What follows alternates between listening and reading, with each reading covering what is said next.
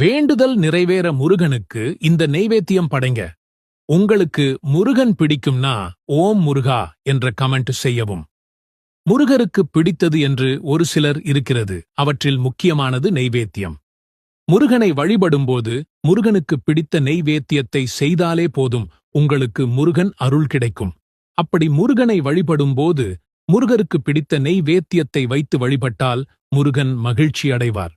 முருகருக்கு திருப்பாகம், தேன், திணை மாவு, திணை பாயாசம், திணை லட்டு, பஞ்சாமிர்தம், எலுமிச்சை சாதம், சாம்பார் சாதம், பால், பழம், நெய் போன்றவை மிகவும் பிடிக்கும்.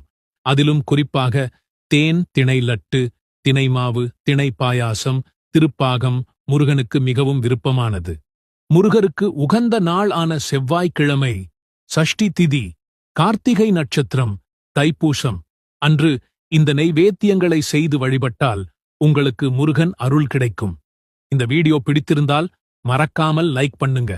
அப்படியே நம்ம ஆறு படைவேலன் சேனலை சப்ஸ்கிரைப் பண்ணுங்க.